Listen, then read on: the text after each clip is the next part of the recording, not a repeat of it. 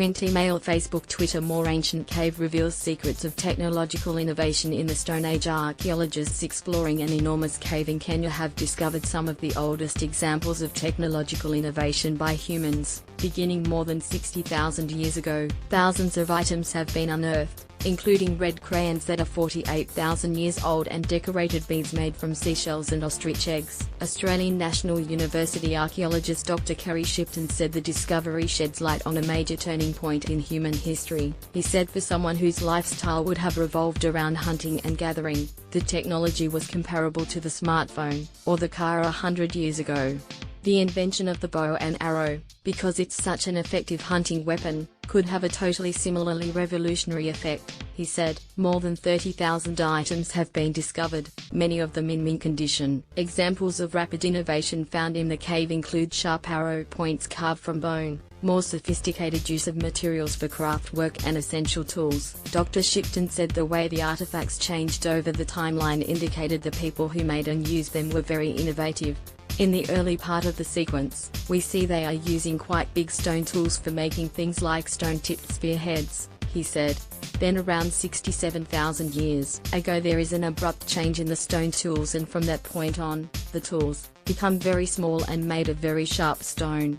78,000 years of human occupation. The cave, called Pangaea Sadi, is 15 kilometers from Kenya's southeast coast, just north of Mombasa. Dr. Shipton, who was part of the team working in the cave, said it was unique in providing such an unbroken, continuous record of human occupation. Humans moved into the cave 78,000 years ago and lived there until 500 years ago. Dr. Shipton said the technological revolution seen there in the later Stone Age would have driven rapid change. During that period, it was unusual for people to live in a tropical rainforest, as they were mostly found in grasslands where there were larger animals for hunting. Living in a rainforest forced humans to hunt for smaller animals, such as monkeys and small deer, which required more sophisticated technology, thus driving the push for better tools. This helps explains the rapid improvement in arrow points found in Pangaea Sadi. Dr. Shipton said it was the kind of behavioral flexibility that allowed humans to populate the rest of the world. Other sites from the same period have been found in South Africa and the Rift Valley in East Africa,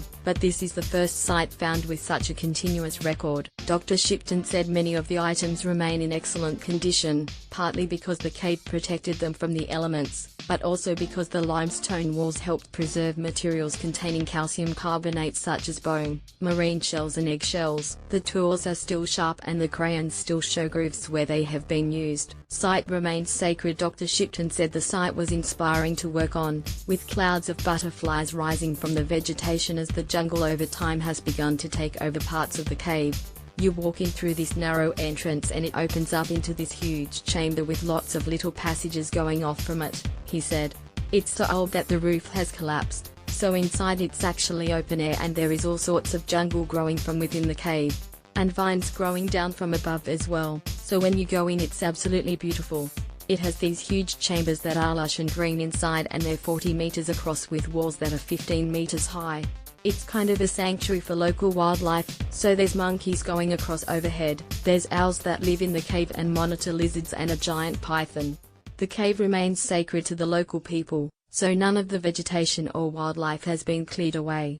There are parts of the cave, alcoves, that are used for rituals today and it's a real privilege to work there, he said.